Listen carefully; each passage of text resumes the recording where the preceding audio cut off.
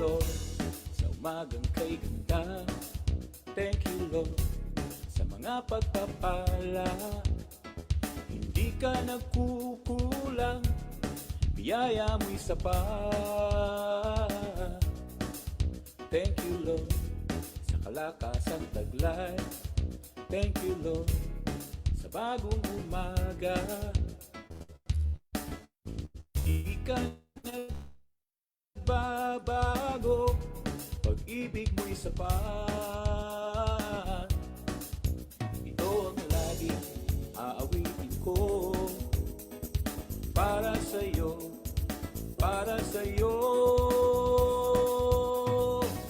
Every gising is a blessing. Every day is the day of the Lord. Every gising is a blessing. Every day is the day of the Lord. This is the day of the Lord. This is the day of the Lord. This is the day of the Lord. Thank you, Lord, sa umagang kay ganda. Thank you, Lord, sa mga pagpapala. Hindi ka nagkukulang, biyaya mo'y sapat. Thank you, Lord, sa kalakasang taglay. Thank you, Lord, sa bagong umaga. Hindi ka nagbabago, pag-ibig mo'y tapat. Ito ang laging aawitin ko, para sa'yo, para sa'yo. Every gising is a blessing. Every day is the day of the Lord. Every gising is a blessing. Every day is the day of the Lord. This is the day of the Lord. This is the day of the Lord. This is the day of the Lord.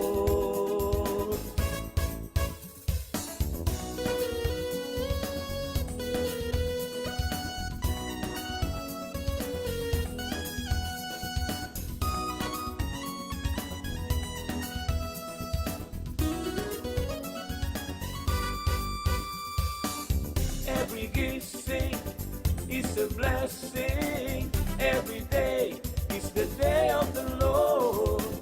Every gising is a blessing. Every day is the day of the Lord. This is the day of the Lord. This is the day of the Lord. This is the day of the Lord.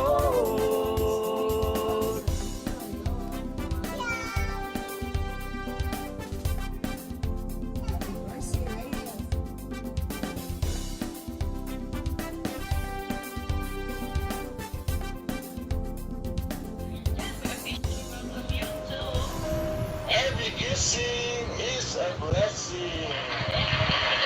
Amen.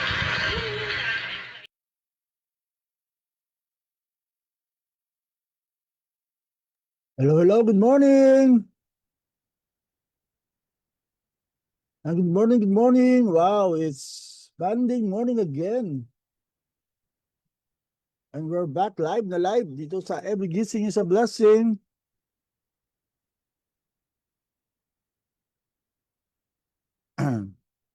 Hello, hello sa mga maagang dumating. Ate Gloria Cuenco, good morning, good morning. Yan, so it's been a long weekend for many of us. Lalo sa inyong lingkod. Maraming ganap nung this weekend, nung Saturday. Nagkaroon tayo ng Dawn Watch joint, Dawn Watch. Wow, almost 100 ang attend from different churches, and it's powerful gathering. Probably I will be sharing the word on Friday about regarding that. So, and also nagkaroon tayo tayo sa isang Bible forum about signs of the end times. Wow, I were privileged to be part of it. at house church, and then nagkaroon ng gawain sa Patay. So it's been a long day for me on the last Saturday. And also yesterday din, Sunday, ako ang speaker kaya napuyat din ako sa paghahanda pa ng maraming bagay. Gawa ko na yung PowerPoint pero dami pang dinagdag somehow na as the Lord led me to add some more. And also, yun nga, then nagkaroon kalalakihan, and then ng Sports Fest elimination round ng ating Family Day this coming May 1. Excited na tayo lahat. Hello, hello, Ate Ninang Josie, good morning.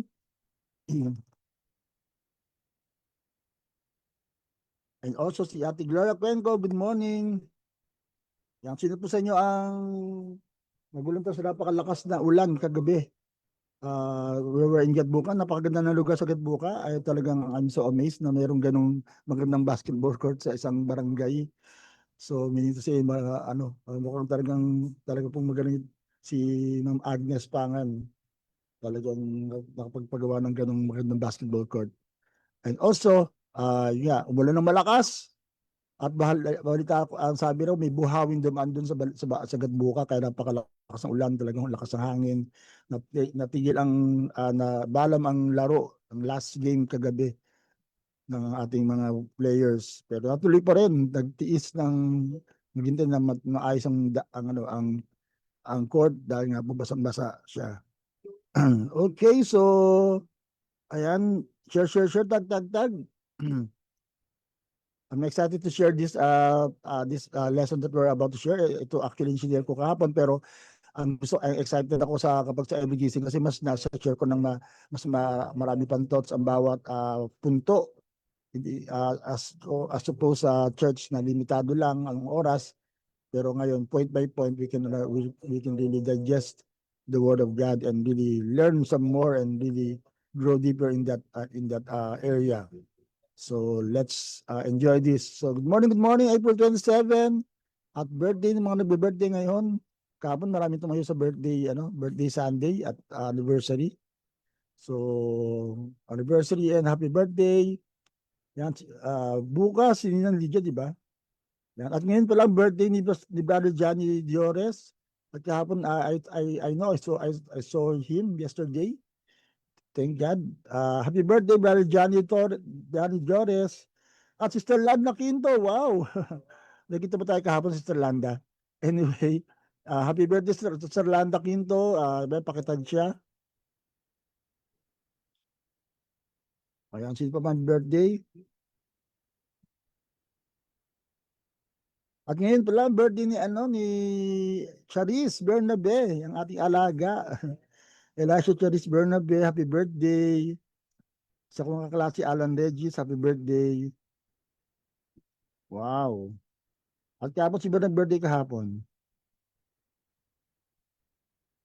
Isa kang alaga, si Raquel Pumaren. Happy birthday. Kahapon, si Elmar, birthday pala ni Elmar kahapon. Kapatid kapatid ni Michael sa Maniego.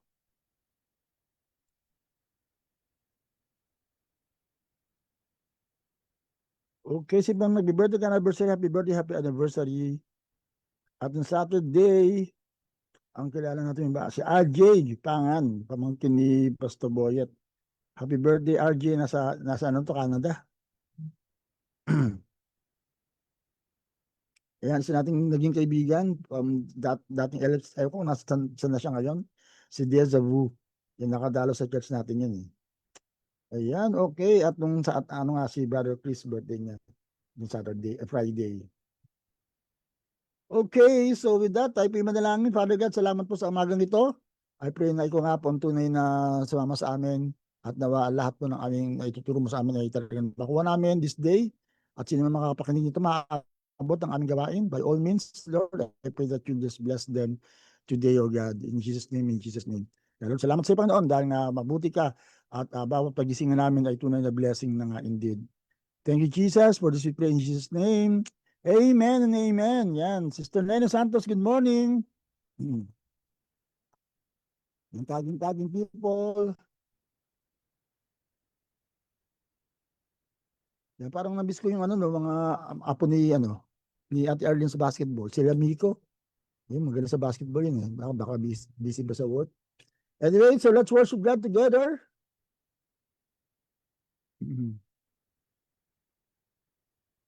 And together with the psalmist, grabe, ang ganda ng worship kahapon talaga. I was so overwhelmed and mesmerized by the praise and worship sa simula pa lang, talagang grabe. So let's go back to that sa ating pagsamba sa Panginoon together with the psalmist. Let's worship God together.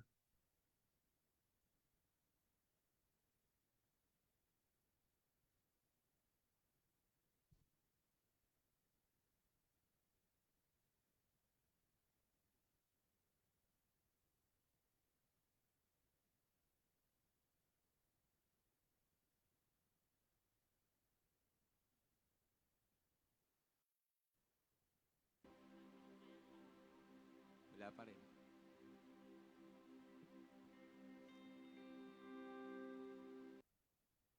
Sige po, wala. The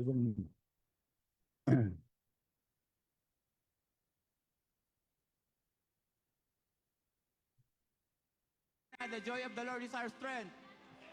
Ang kagalakan daw ng Panginoon ang ating kalakasan. Pero parang hindi kayo malakas sa umagang ito. Kanina ko pa kayo tinitingnan. Sinasabi ni MC, sino po masaya pero parang malungkot pa rin kayo? Lahat po ba ay masaya? Sumigaw po na malakas na hallelujah! Kamayan mo yung katabi mo, yugyugin mo yung kamay niya. Gising kapatid. Sige po, kamayan natin yung katabi natin. Yung katabi. Yung katabi natin, kamayan po natin. Hindi po ba naiintindihan? Kamayan nyo yung katabi nyo. Hindi po ba maintindihan? Mahina ba yung mic ko? Mahina? Parang hindi nila maintindihan eh. Kamayan nyo yung katabi nyo, gisingin nyo siya. Imagine parang inaantok pa eh, o parang naiinitan pa kayo, o something, hindi ko alam. Pero dapat po, pagpunta po natin sa church, dapat masaya. Bakit kayo nagpupunta sa church? Kasi nandito ang Panginoon. Amen? Bakit kayo nagpupunta sa church? Kasi nandito yung kapatid nyo. At sa mga mukha ng kapatid nyo na yan, dyan yung nakikita ang kaluwalhatian ng ating Panginoon. Amen? Yung mga pogi, yung mga magagandang yan, andyan ang Panginoon sa kanilang buhay. Amen? Tayo pong katibayan ng Diyos. Palakpakan po natin malakas ang Panginoon. Hindi po. Huwag po natin i-hold back ang ating pagpupuri sa Panginoon. Hallelujah! Come on! The joy of the Lord is our strength.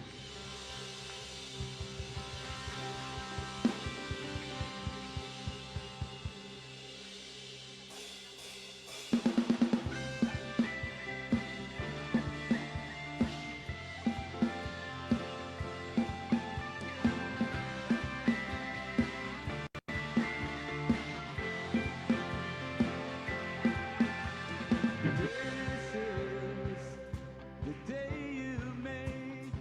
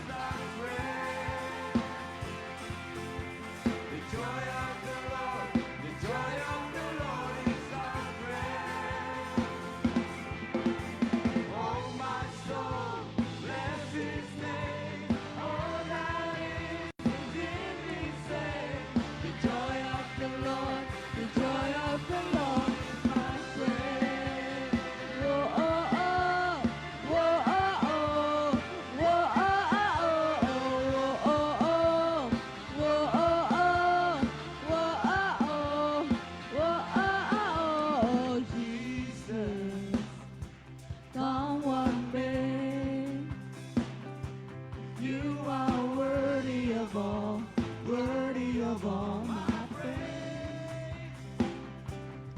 You are faithful to your promise. You are strong when I am weak. When I'm standing in your presence, I have everything I need. The joy of the Lord is my friend. The joy of the Lord is my strength. Oh, my soul, bless His name. All that is within me, say, the joy of the Lord is my strength. Whoa, oh, oh, whoa, oh, oh, whoa, oh, oh, oh, oh, oh, oh.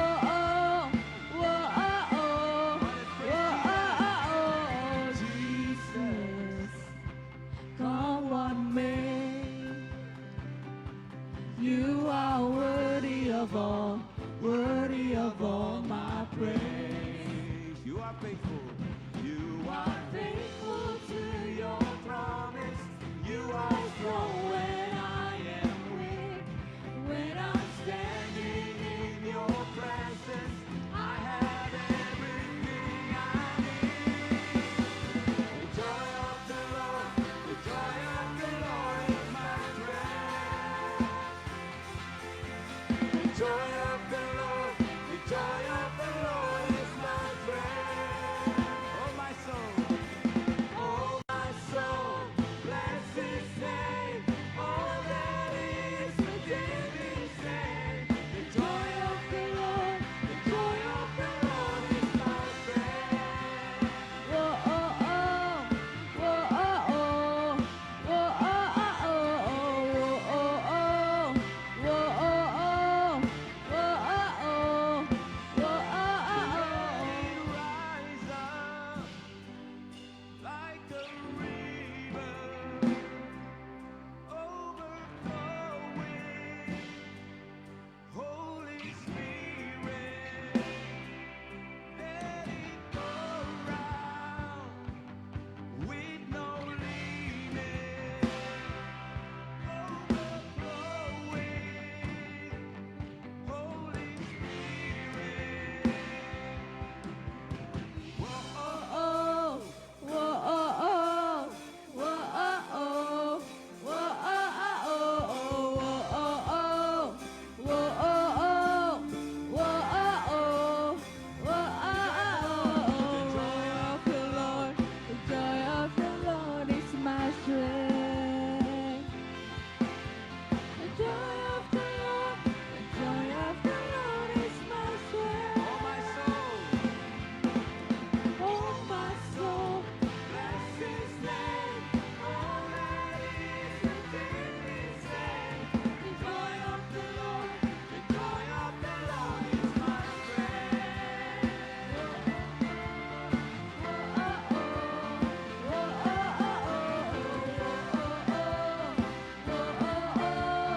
whoa, oh, oh. I've got a joy, I've got a joy, I've got a joy. It's the joy of the Lord.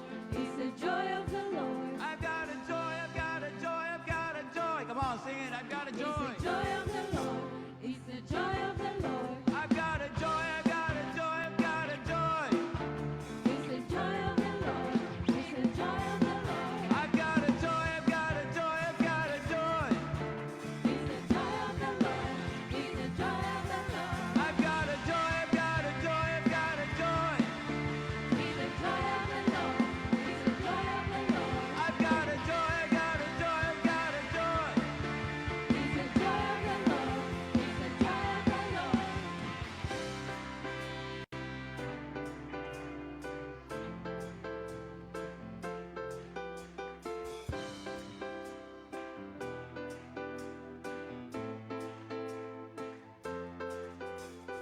I thought I knew what was best for my own life.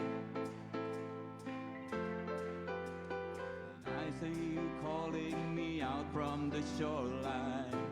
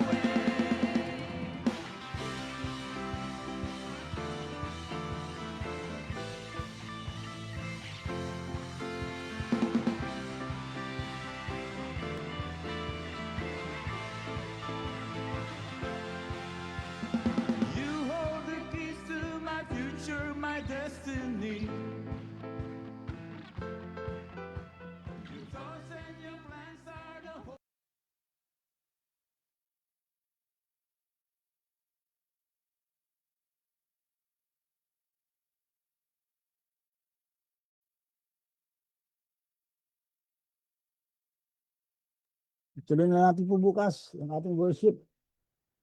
Bago tungal sa pangalawa. Anyway, it's another song. Talaga naman nakakadala. Praise God. Thank you, Lord, for that. The joy of the Lord is our strength. Amen. Palapakan po natin, Panginoon. Comment natin down below. The joy of the Lord is my strength. Praise God. Praise God. Yung Josie yan, daming tinatag. I hope that they can get in. So, without further ado, let's go now to our topic. Start tayo to share dahil nakapos natin to. Bihira tayo makakadig ng ganitong mensahe na mag-share from a negative person somehow. Well, very infamous. Pero balikan muna natin ating theme for the year. Up for His coming. Yan nga, talagang we are drum beating the news. Na talagang ngayon na po talagang darating na malapit na dumating si Lord. Talagang all signs are pointed to that direction. Kasi Lord, darating na. Kaya nga yung sa forum na where we invited, talaga na-emphasize na talagang there are signs.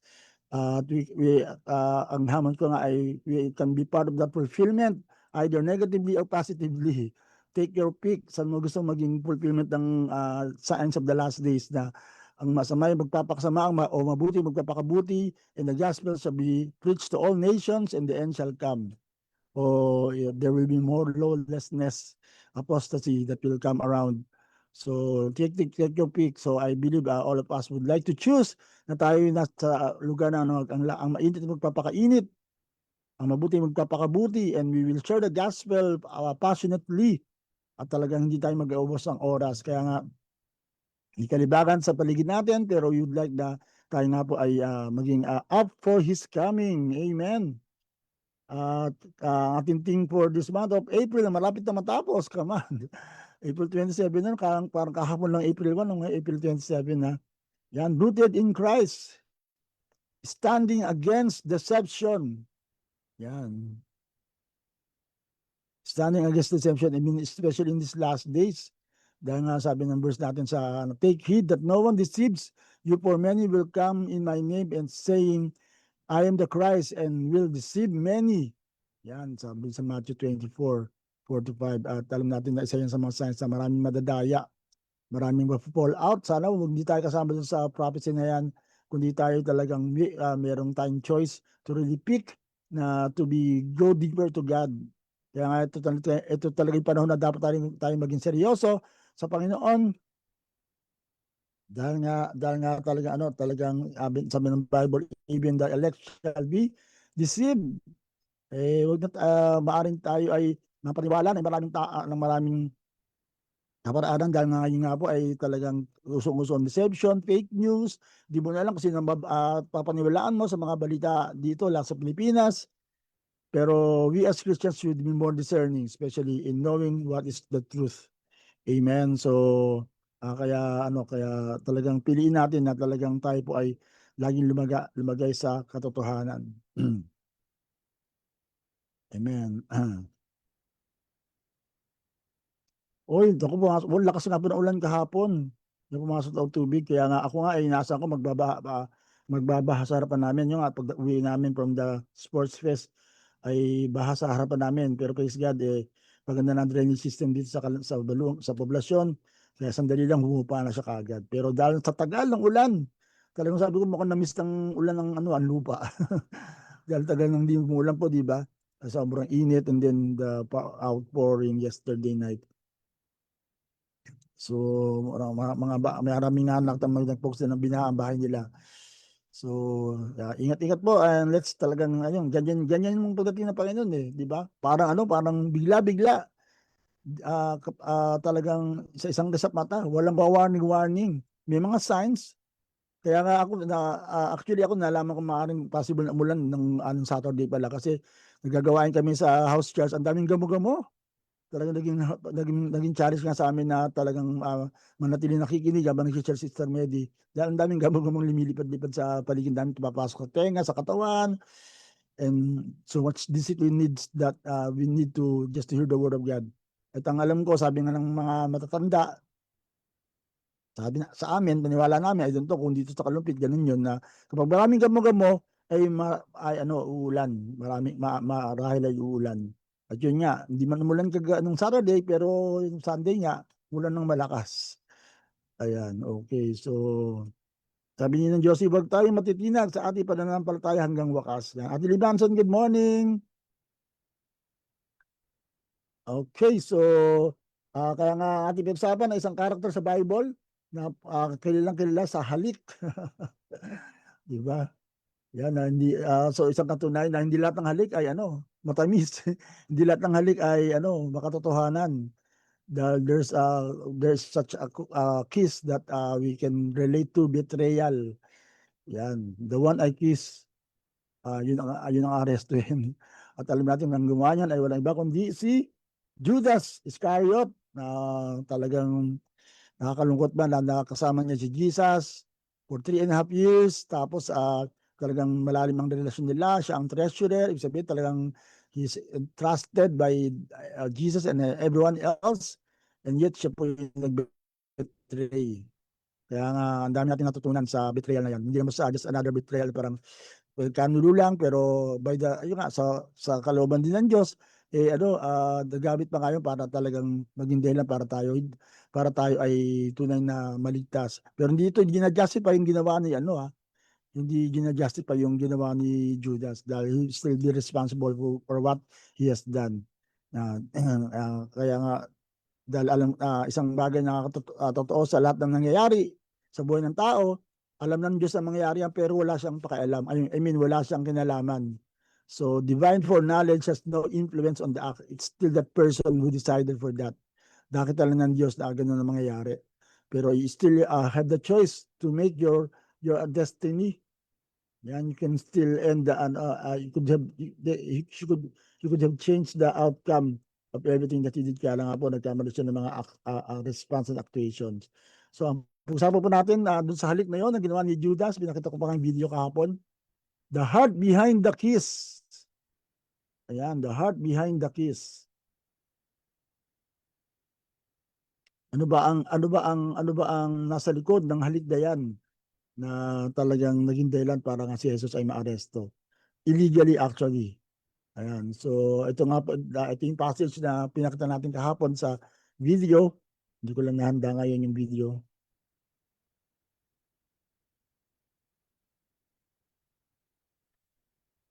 So, while he was still speaking, Judas, one of the 12, arrived. With him was a large crowd. Ang tawag nga niyan sa iba, mob. With swords and clubs, sent for the chief priests and from the chief priests and the elders of the people. Now the betrayer had arranged a signal with them. The one I kiss is the man, arrest him. Yun. So may signal, no, of all the signal na malalaman kung sino si Jesus. Jesus ay isang good act actually. Dahil nga mga nasa Hudyo at that time, talagang batian nila holy kiss, di ba? Sabi nga ng Romans 16:16, di ba? Magbatian kayo sa bawat isa ng banal na halik. Yan, talaga kahit lalaki, nagbibeso-beso sila. Dahil nga ay hindi nung beso-beso talagang hinalikan sa cheek. Katulad niya nung nasa silhouette na paghalik. Kaya hindi ibig sabihin na lahat ng halik ay makatotohanan. Merong betrayal na pwede mangyari. Ayan, so, at sabi nga dito sa verse 29, going at once to Jesus, Judas said, "Greetings, Rabbi," and kissed him. And Jesus replied, "Friend, do what you came for." Maling talaga. Ito yung huling pagkakataon na nakausap ni Jesus si Judas. At ang tinawag niya pa rin kay Judas, dahil alam na may betrayal, ay friend. So meaning to say, nag-open pa rin ng door ng pagbabalik o reconciliation si Jesus. Hindi siya galit sa gagawin ni Judas that time na binetray nga siya sa mga kamay ng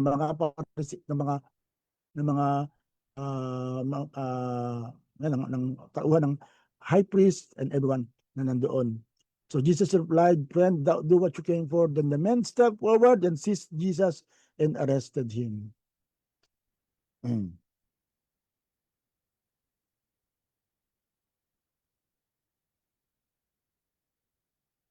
Ayan, so hello Pastor Marita, good morning, good morning.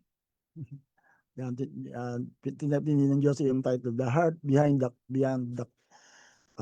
the Kiss. Yan. So yung kiss na yan ay hindi po yung kiss na romantic kiss or kiss na pagbati, pero ito nga yung kiss of betrayal na ginawa ni Judas. So we will talk about Judas. Yan.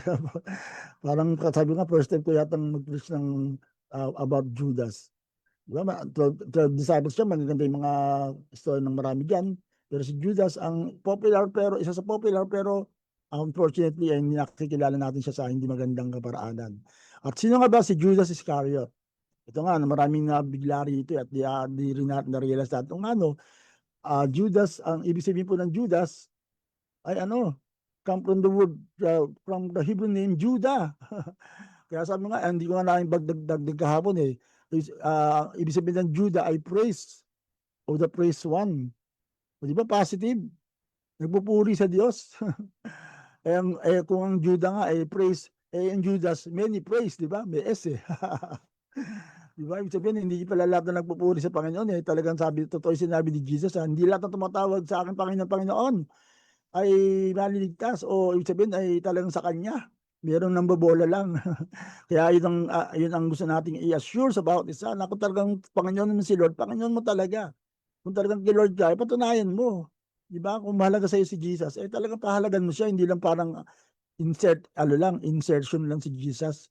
Parang dinagdag na lang sa buhay mo. Hindi priority. Kasi napapansin nga natin yan, lahat mabibigyan natin ng panahon at ang effort eh. At talagang merong passion pa at that. Pero pagdating kay Jesus sa mga gawain niya, mukhang hindi tayo ganun ka-passionate. Pwedeng mag-absent, pwedeng maging parang so-so lang yung commitment, pwedeng talagang ipakita mo na hindi ka talaga ganun ka-interesado and all that. Kaya nga nakakalungkot na minsan ganun tayo. Ito nga, yung totoo na nga, pwede pang madaya eh. Di ba? How much mo yung talagang hindi pa totoo, di ba? Yan, ito yung picture na to, ito po yung gumanap na Judas sa The Chosen. Kaya I encourage everyone that is really talagang very, very much highly recommended na panoorin niyan, harapin niyo sa Netflix o sa any movie app na mapapanood niyo ang The Chosen. At actually, meron silang app, The Chosen, mapapanood niyo lahat ng series at maganda doon, may Tagalog version ng lahat ng na episode ng The Chosen. Season 5 na siya. At yung pinakita ko kahapon na kiss ni Judas kay Jesus, ayun ang season finale ng season 5 at we're waiting for season 6 na sabi nila ay sa November ipapalabas. Grabe no. Tindi lang November ipapalabas. Pero excited na maraming tao. So ibig sabihin ng Judas praise o praise to one. Wow, so dito pa lang may lesson na tayo na makikita na hindi ibig sabihin na nagpupuri ka kay Lord all okay ka na, di ba? So kaya of course, sabi ko nga, we need to praise God, we need to worship God because He's worthy of it, pero make sure na kapag sinasamba mo si Lord, totoo. Di ba? Kasi pwede pala pang madaya di ba? Pwede ka magpuri sa Panginoon ng pakunwari lang, palabas lang. O kaya wala sa loob, di ba? Sino sa inyo minsan naranasan, palakpak lang kayo ng palakpak, kumakanta kayo, parang hindi naman talaga totoo yung kinakanta, parang gusto nyo matapos yung kantahan. Pero dapat, yun ang moment mo na pwede ka mag-express kay Lord. Sayang pag hindi mo ginawa Sayang pag hindi mo ginapanan yung pagpupuri sa Panginoon ng buong puso, buong lakas, buong kaluluwa. At kung gagawin mo nga yan, make sure na it's really authentic. Na totoo talaga na sumasamba ka sa Panginoon kasi nga pwedeng put on lang. Yan. So, kaya make sure na tayo nga po ay talagang nagpupuri sa Panginoon. So, Judas Judas is from the root word Judah. Kaya nga, it's hindi na trace masyado kung saan galing si Judah. Pero most likely, galing si Judas sa tribe of Judah. So, mini kalahi pa ni Jesus, di ba? Dahil si Jesus tribe of Judah eh. So, in fact, meron pang parang pag-aaral na baaring naging kilala na ni Jesus si Judas sa nung bata sila. Kasi nga kung Judah, from the tribe of Judah si Jesus, maaring nagkakilala sila nung bata sila. Kaya nga nung nakita niya si Judas, kasi nga si Judas ay hindi siya sa Capernaum naka-base, outside dyan ng Capernaum o ng Galilee. Pero isa siya sa mga disciples. So malamang nung nakita si Jesus, oh, ito kaibigan, ano kilala ng Jesus, something like that. Baka not really implied, mentioned in the Bible, pero sa mga pag-aaral, he can be really near. Pero ang isang pag-aaral din ay maaaring siya ay nasa tribe of Dan. Kasi yung tribe of Dan, pagdating sa langit nawala yung lahi ni Dan. Pero isa sa dahilan kung ba't nawala ang lahi ni Dan ay kasi nga sumamba sila sa Diyos-Diyusan ng matindi sa ng Old Testament. Pero nevertheless, ibig sabihin lang ito, kahit na ikaw ang pinakamalapit kay Jesus, ikaw ang pwede ka pang madaya kung ikaw ay hindi mag-iingat. Kaya ingat-ingat tayo sa ating buhay, di ba?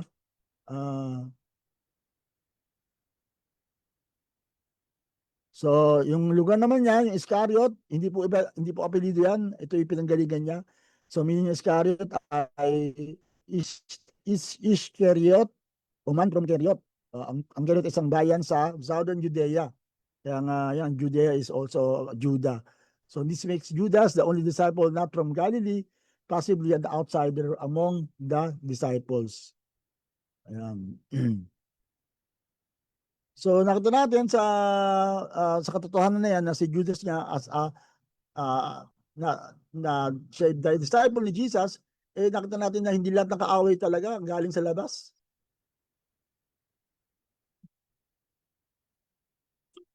Yun talaga masakit na kapag ang kaaway mo yung galing sa loob mo, sa pamilya mo.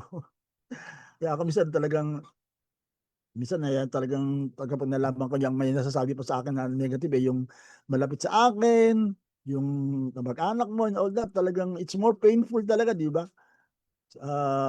Hindi madali yung kumbaga yan siguro kasi mga pastor alam yan, yan Pastor Marita. Ang masakit na salita yung galing sa mga kamag-anak mo, di ba?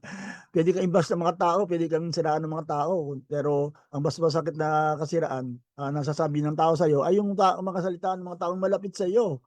Yan, ito nga, kaya nga it's very painful na yung malapit kay Jesus ang nag-betray sa kanya. So the most painful betrayal often comes from someone close to you.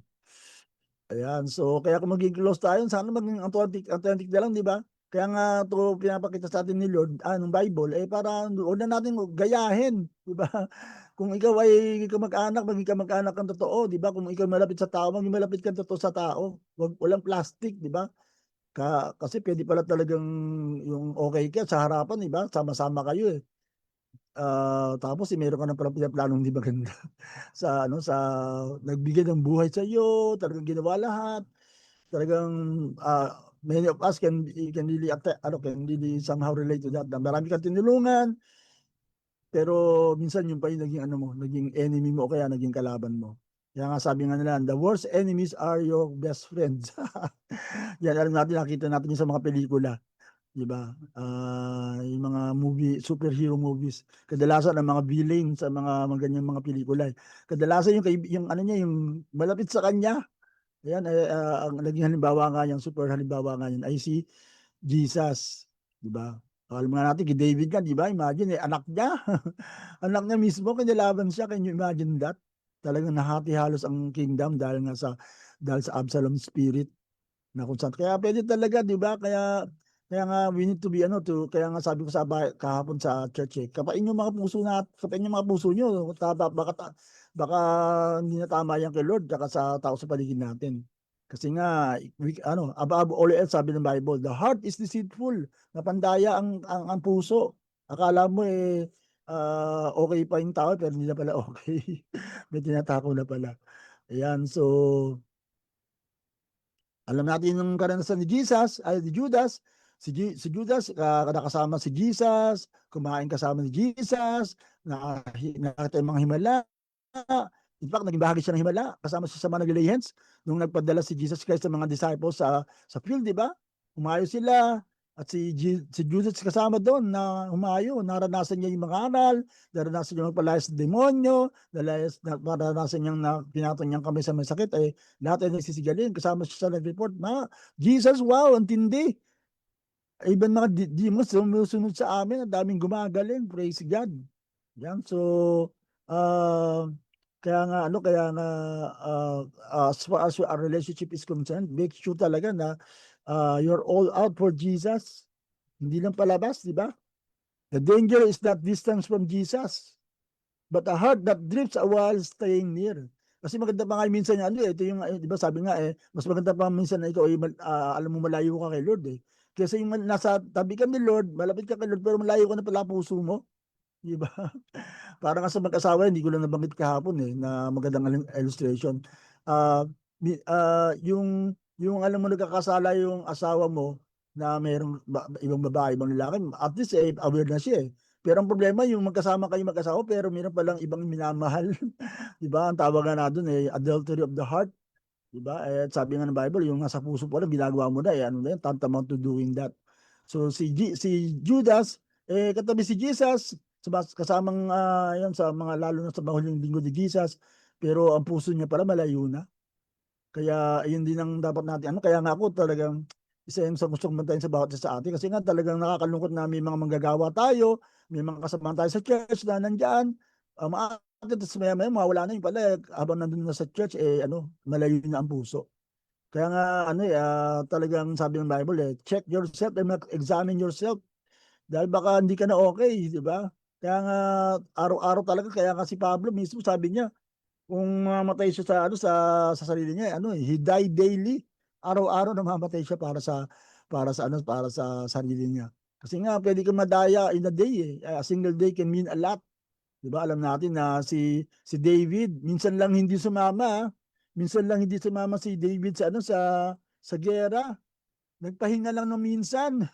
Kaya minsan nakakatakot yung nagpapahinga sa ministry.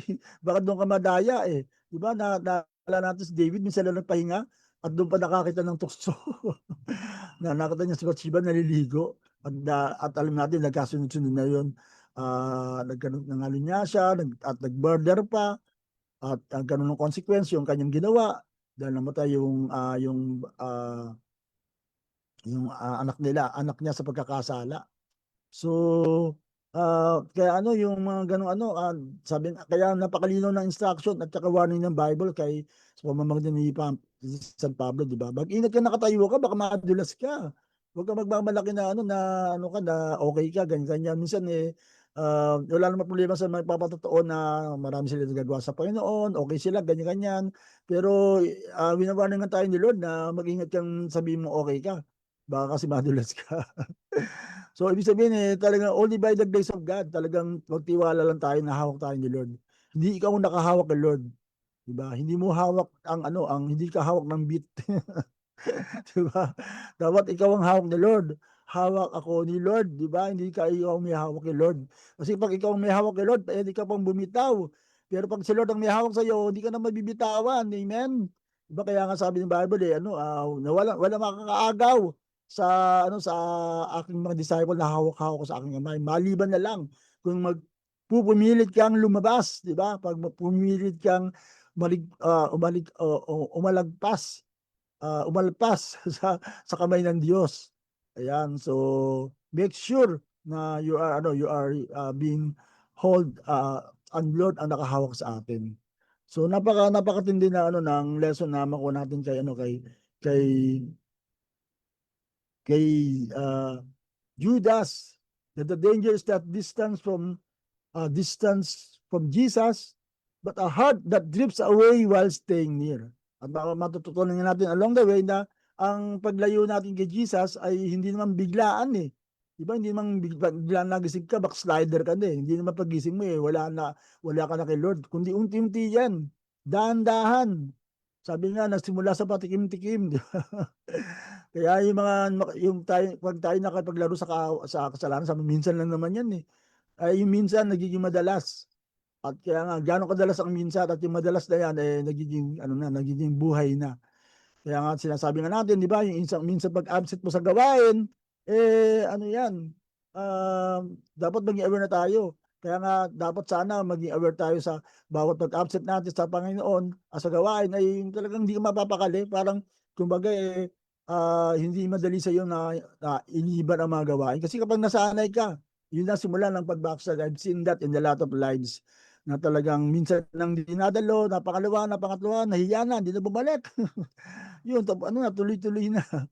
So, ganyan mapandaya ang kaaway. Kaya if ever we would like to really make sure na na hindi tayo lalayong unti-unti.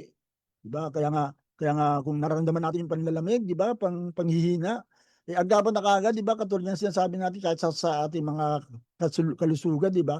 Kapag may naramdaman ka ng parang nanlalamig ka, kaya ikaw ay nahihilo or something like that, agapan mo na para hindi na lumala. So ganun din lalo na sa spiritual. Kasi nga lalong higit sa lahat, ang diablo ay mapandaya talaga. Talagang sabi nga, hindi ka niya matutukso ng biglaan, gagawin ka niyang maraan para malayo ka, malibang ka, di ba? Yung paunti-unti, akala sabi, okay lang naman yan, pagod ka naman di ba? Kaya pahinga ka lang muna, yung mga ganun, kumbaga, makatwiran naman talaga. Kumbaga, ano naman talagang somehow understandable. Pero sa Panginoon hindi sapat lang yung understandable There is such a thing what we call sacrifice, discipline. Diba? Ibig sabihin ng sacrifice and discipline ay gagawin mo sa bagay kahit hindi madali, kahit mahirap. Diba? Sabi nga ng Psalms kahit yung may baho tayo, kapag may baho tayo ay talagang gagawin natin to kahit na ito ay hindi hindi madali. Na if it costs you many things, di ba? Ibig sabihin, hindi basta-basta parang kung nila yung magagawa mo sa Panginoon. Kasi yung problema ng marami, yung kung nila yung magagawa niya sa Panginoon, yun na yun. Wala nang effort para pang na ah, siya ay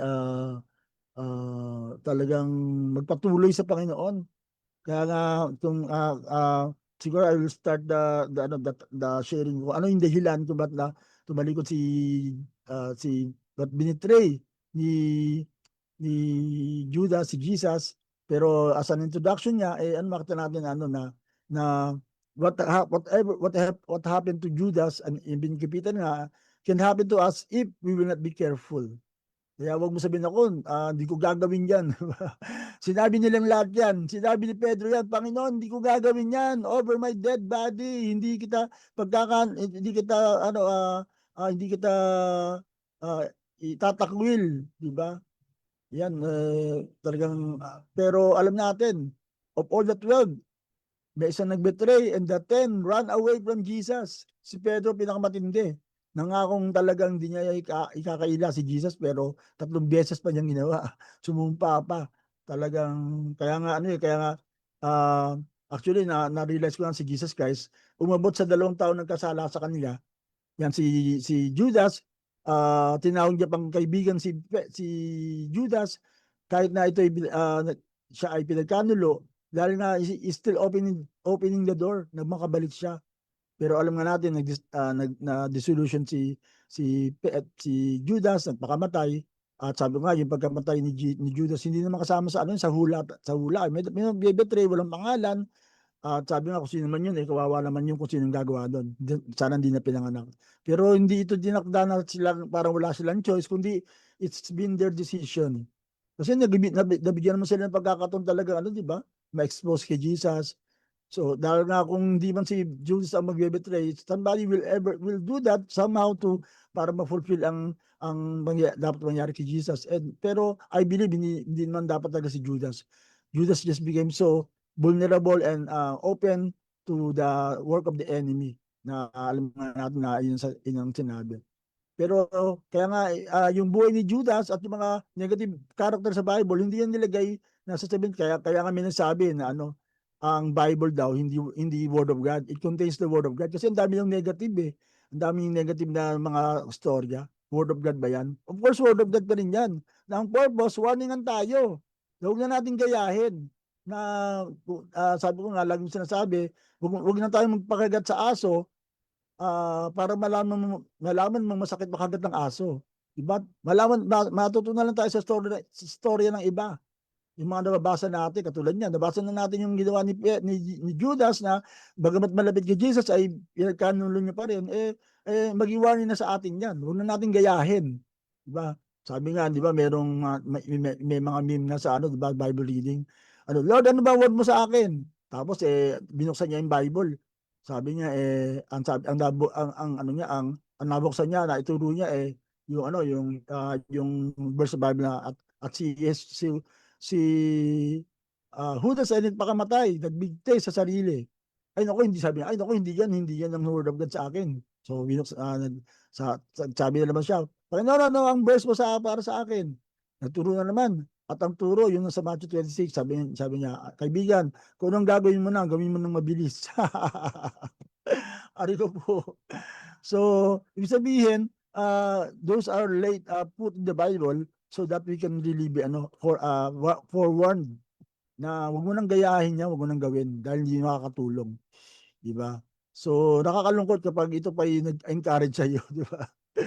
Kaya nga iba, sabi nga meron man nagsabi ako magkwento ng mga ganitong detalye, baka may maging curious, gayahin lalo mapasama. Pero nasa atin yan, we should be matured enough to really decide for yourself na hindi mo gagayahin yung mga negative na example na nakita natin sa Bible. Niligay sa Bible yan para matuto tayo. It's still the word of God that tells us that yung ginawa ni Judas ay hindi talaga kaaya-aya, hindi talaga karapat-dapat, di ba? Imagine nakasama mo 3.5 years tapos magkakanulo ka. So don't do that to Jesus, and even don't do that to a friend, don't do that to your family, don't do that to your church and to your pastor.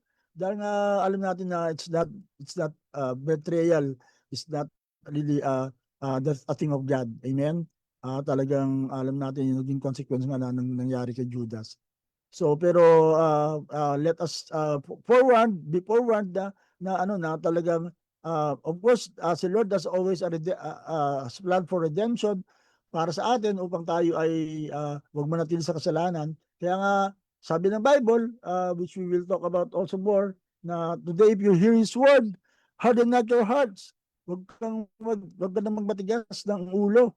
Talaga pakinggan mo rin sinasabi ng Panginoon kahit itong mensaheng ito na narinig mo ngayon, ay nawa kung ikaw ay nag-aatubili, nagdidili-dali sa iyong paglilingkod sa Panginoon, make sure na you decide para pa rin sa Panginoon, para sa paglago mo sa Panginoon.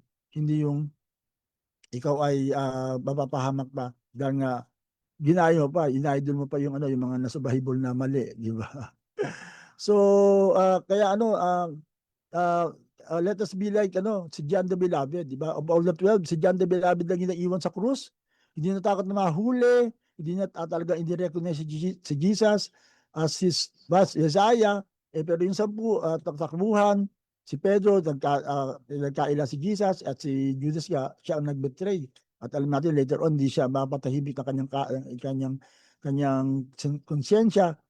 Binalik yung perang nakuha niya sa Pharisees, and then nagpakamatay, sabi ng Bible. So alam natin na talagang it's the love of God for us na talagang tayo ay warningan not to have this kind of heart na malapit kay Jesus pero malayo na pala ang puso sa Panginoon. Diba, nagsiserve pero backslider pala, katulad ng sinabi ko, I've experienced that, and we don't want na ito yung maulit sa buhay ng ibang tao. So as a pastor, I would like to really encourage everyone na talagang ano yung pananampalataya mo sa Diyos, ang goal natin yan ay paigtingin pa, palalimin pa. Huwag maglaro. Talagang maging seryoso when it comes to our God. Amen. So pagpapatuloy po natin pag-usap nito, tomorrow we will continue on ano yung mga 5 dahilan kung bakit pinagkanulo ni Judas si Jesus. Yan. So dawa ay tayo po ay matuloy na magsaliksik sa presensya ng Panginoon at lalo tayong matuto sa anumang mga nangyari sa ating buhay. Kahit nga po yung naranasan natin sa Panginoon ay huwag masayang para ito po ay talaga magbigay kapurihan sa Panginoon. Hello, Mami Rose. Good morning, good morning. So tayo po manalangin. Tutuloy na lang po natin dahil mag-alas 8 na pala. Yung ating series, we will make this a series, The Heart Behind the Kiss. Na naway matuto tayo na talagang tayo sasamba sa Panginoon, talagang authentic, totoo, galing sa puso, at talagang magmamahal ng tapat sa Panginoon. Tayo po manalangin. Father God, salamat po sa umagang ito, salamat po sa mensahe namin narinig, salamat po sa halimbawa na aming pag-aralan ngayon na in that way, Lord, kami po ay tunay na talagang maging seryoso, maging tapat sa iyo, Panginoon, lalo na sa hindi man kami nakita ng tao. Pero all of our lives talagang may we be able to find ourselves faithful before you, God. Kaya salamat sa iyo, Panginoon. Pagpalain mo po ang bawat isa na kasama namin ngayon. Nawa, as we go through this series, ay kami po ay lumalim lalo sa pagkakilala sa iyo at talagang magkaroon ng desisyon na talaga kami ay para sa iyo lamang no matter what. Kaya salamat sa iyo, Panginoon. Ito pa ang dilang sa pangalan ni Jesus. Amen and amen. Praise God. And good morning po. Sa lahat sana humabol pa, I hope you can share this and tomorrow we will start off right on the bat yung kung ano yung dahilan, and it's good to explore these situations even in our lives. So God bless, shalom, shalom. See you tomorrow by the grace of God. See you again tomorrow. Wala. By the grace of God, see you again tomorrow. Dito pa rin sa Every Gising a Blessing. Yes, God bless. Shalom, shalom.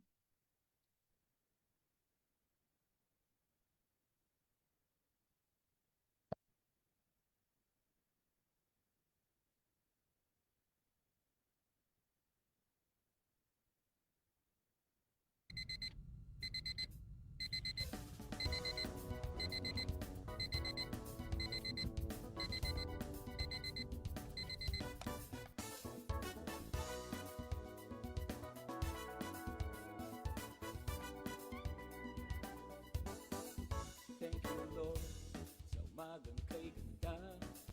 Thank you, Lord, sa mga pagpapala. Hindi ka nagkukulang, biyaya mo'y sapat. Thank you, Lord, sa kalakasang taglay. Thank you, Lord, sa bagong umaga. Hindi ka nag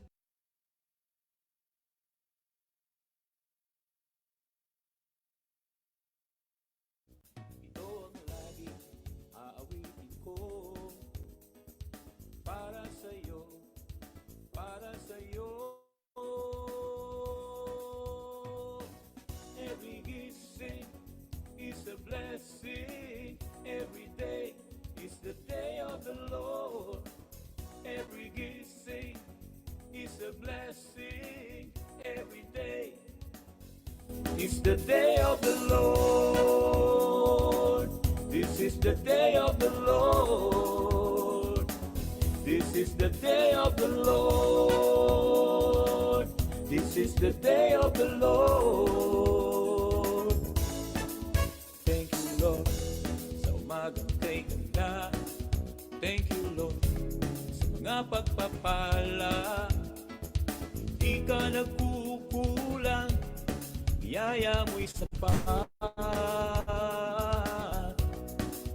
Thank you, Lord, sa kalakasang taglay. Thank you, Lord, sa bagong umaga.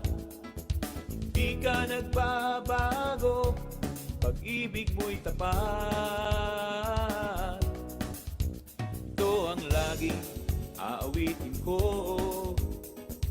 Para sa'yo, para sa'yo. Every gising is a blessing. Every day is the day of the Lord. Every gising is a blessing. Every day is the day of the Lord. This is the day of the Lord. This is the day of the Lord. This is the day of the Lord.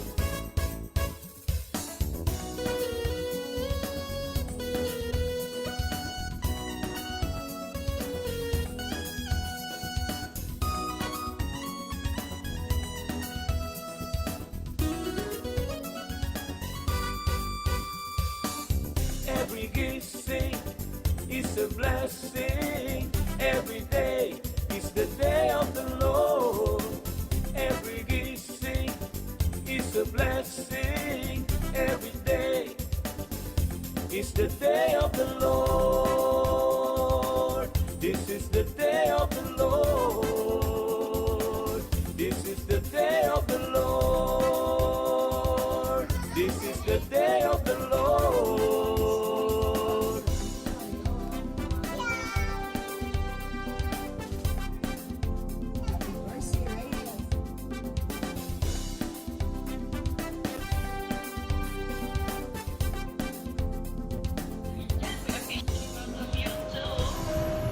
Every gising is a blessing.